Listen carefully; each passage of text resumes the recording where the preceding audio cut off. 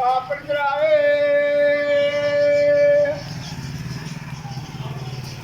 ਮੱਲਾ ਸੁਲਤਾਨ ਬਣੇ ਬੱਚੇ ਨੇ ਦੋ ਵਿਆਹੇ ਹੋਏ ਨੇ ਦੋ ਕੁਆਰੇ ਨੇ ਉਹਨੇ ਜੀ ਕੋਈ ਕਿਸੇ ਕੋਲ ਲਈਦੇ ਨੇ ਮੁੱਲ ਤੇ 30 ਰੁਪਏ ਦਾ ਇੱਕ ਲਈਦਾ ਤੇ 40 ਰੁਪਏ ਦੇ ਅੱਗੋਂ ਵੇਚ ਦਈਦਾ ਤੇ 400-500 ਰੁਪਈਆ ਰੋਜ਼ ਵੱਜ ਜਾਂਦਾ 50 ਹੈਗੇ ਨੇ ਤੇ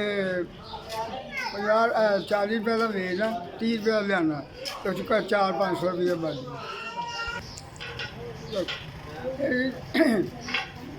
ਇਹ ਅੱਗੇ 20-25 ਰੁਪਏ ਦਾ ਮਿਲਦਾ ਹੁੰਦਾ ਸੀ ਹੁਣ ਮਿਲਦਾ 30 ਰੁਪਏ ਦਾ ਤੇ ਮਹਿੰਗਾ ਹੋ ਗਿਆ ਤੇ ਘਿਓ ਦੀ ਵਜ੍ਹਾ ਤੋਂ ਪਾਪੜ ਵੀ ਉੱਥੋਂ ਮਹਿੰਗਾ ਮਿਲਣ ਲੱਗ ਪਿਆ 30 ਰੁਪਏ ਦਾ ਮਿਲਦਾ 10 ਕਮਾਈ ਦੇ ਨੇ ਸਿਰਫ 400-500 ਰੁਪਈਆ ਬਚ ਜਾਂਦੇ ਤੇ ਮੇਰੇ 4 ਬੱਚੇ ਨੇ ਜੀ 2 ਵਿਆਹੇ ਹੋਏ ਨੇ 2 ਕੁਆਰੇ ਤੇ ਸਵੇਰ ਤੋਂ ਪਾਪੜ ਲੈ ਕੇ ਨਿਕਲੀ ਦਾ ਤੇ ਸ਼ਾਮ ਤੱਕ ਵੇਚੀ ਦੇ ਨੇ ਤੇ 400-500 ਰੁਪਈਆ ਬਚ ਜਾਂਦਾ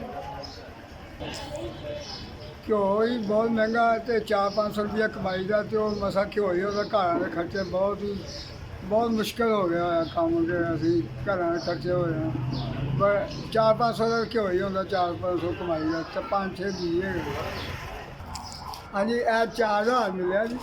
ਤੇ ਉਹਨੂੰ ਜੇ ਪਤਾ ਨਹੀਂ ਕਿੱਥੋਂ ਆਏ ਨੇ ਤੇ ਕਿੱਥੋਂ ਨਹੀਂ ਉਹਨਾਂ ਨੂੰ ਦੁਆਵਾਂ ਦਿਆਂਗੇ ਤੇ ਆਹ ਸਵੇਰ ਦੇ ਜੀ 4-5 ਪਾਪੜ ਵੀ ਦੇ ਨੇ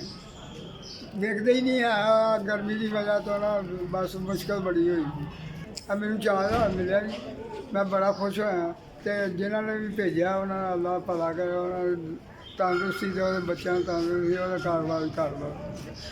ਕਿਤੇ ਵਿੱਚ ਇਜ਼ਾਫਾ ਕਰੇ ਮਹਿੰਗਾਈ ਦੇ ਦੌਰ 'ਚ ਜਿਨ੍ਹਾਂ ਨੇ ਇਹ ਮਦਦ ਕੀਤੀ ਹੈ ਉਹਨਾਂ ਦਾ ਅੱਲਾ ਭਲਾ ਕਰੇ ਇਸ ਜ਼ਮਾਨੇ ਮਹਿੰਗਾਈ ਦੇ ਦੌਰ 'ਤੇ ਵੀ ਮਦਦ ਕਰਨਗੇ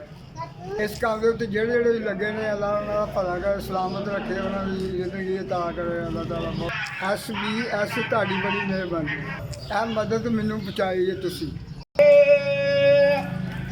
ਪਾਪੜ ਮਸਾਲਿਆਂ ਦੇ